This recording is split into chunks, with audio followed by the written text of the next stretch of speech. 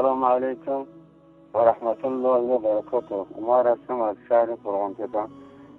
جمهوری تاجیکستان. میخواهم این صدای ما را در برنامه زنده پخش کنید. میخواهم درباره ناعدالتی این ظالمان چند مطلب را بیان کنم. در تاجیکستان ثروتمندان بیگناه هستند و کمبغلان گناهگار. مثال ملاها را متهم بر زنا کردن زندانی کردن و بعضی ها برای تبلیغ دین زندانی کردن. اما منصبداران یعنی کارکنان دولتی خودشان در هر کاری که خواهند میکنند. مثال یکی از کارکنان حاکمیت با لقب نصرت بیتوسید میگوید که من 104 دختر جوان باکیره را تجاوز کردم. وقتی که شراب می مست میشوند خودشان نقل میکنند گناهان خودشان را با افتخار، بلکه بین همدیگر با رئیس شهر فرغان‌تپه برادر عروس رئیس جمهور تاجیکستان با نام حاجی امرالله رقابت یعنی مسابقه دارند در زنا با دختران تا 12 ساله. آیا اینها ناموس ما و رئیس جمهور نیست؟ و حال آن که چنین رئیس های ظالم بسیارند. تا به کی خلق تاجیک سکوت میکند؟ ما دیگر از مرگ نمیترسیم. جان ما را فدای اسلام میکنیم و خواهران اسلامی را دفاع میکنیم انشاءالله. من میخواهم که این کتابی کنستیتوسیا یعنی سرقانون ظالمانه جمهوری تاجیکستان پاره کرده و آتش کشیده شد. و مطلب دیگر درباره شهید عمر علی گفتنی هستم که خدا رحمتش کند، زیرا در حق را در روی ظالمان میگفت. برای همین او را به قتل رساندند و میخواهم یک برآمدش را که در پارلمان برآمد کرده با یکدیگر بشنویم. توجه کنید.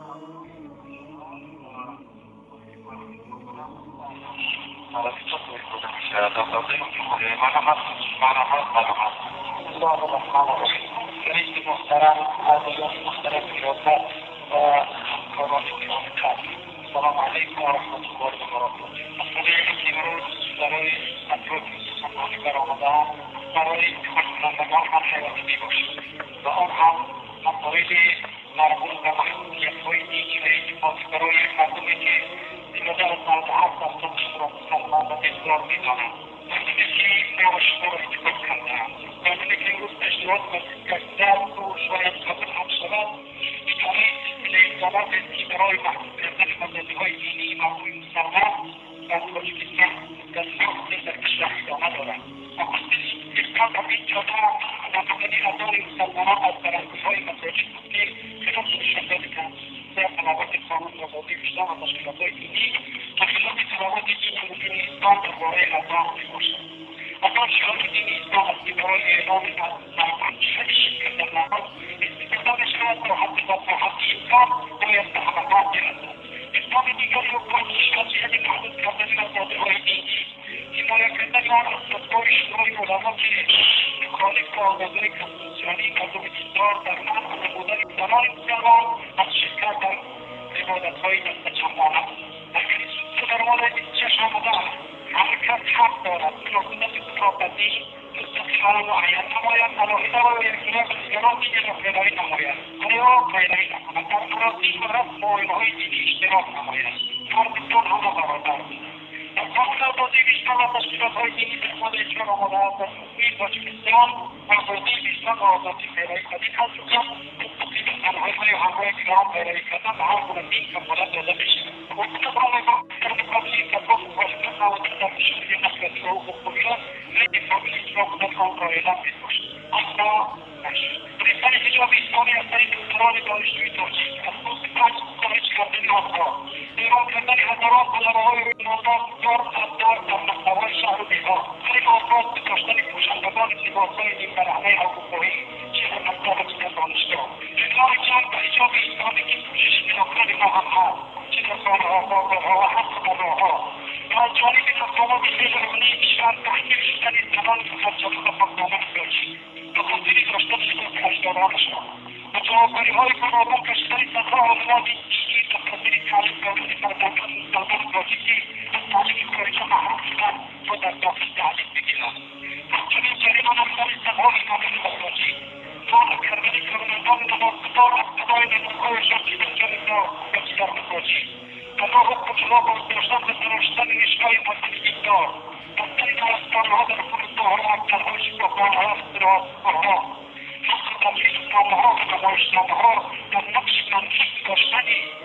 انقلاب با ظاهر اسلامی را برای از محض زندگی آزادی دینی تحمیل می‌توان کرد اتحاد در این نهضت‌سازی آزادی در این نهضت‌سازی آزادی انقلاب خبر جهان جدید و آزادی بیشتر و تشکیلات‌های دینی از جانب مجلس‌عالی کشور در سال 2009 تمام اون چیزهایی که به هو ادعایی که در شما هست اونها امکانیتی البته گفتن ضروره شما در باز دیگر به مسائلی که با امروز مراقبه میکنید که همه یک تلاوت شما و باید کنون در وقت جامعه مزاده بیشتر آمده است چون کسان مطالبات ثابت استفاده دینی و مطالبات و تناولات کسان تعلیم دینی به اجازت خطیب و در مورد شخصان آنها را به تناولات قانونی آزادی بیشتر یعنی این قانون دیگران را مستر به تناولات و تعلیم دینی و نمازی جمعه و مخصوص برای مخصوصه شخصان و پدر و مادر داده است اطرافان این قانون مسئولیت نه تنها اینها را بدن مدران گرفته آنها را مقدار بنمایدی و مقدار را شرکت در نمازهای جماعت باز دارد این قرارات میتوانستی بر آزادی کسی مسلمان و بخصوص به همه قانون آزادی بیشتر و تشکیل‌های دیگر مصالحت دارد ما دیگر مختصر می‌گیریم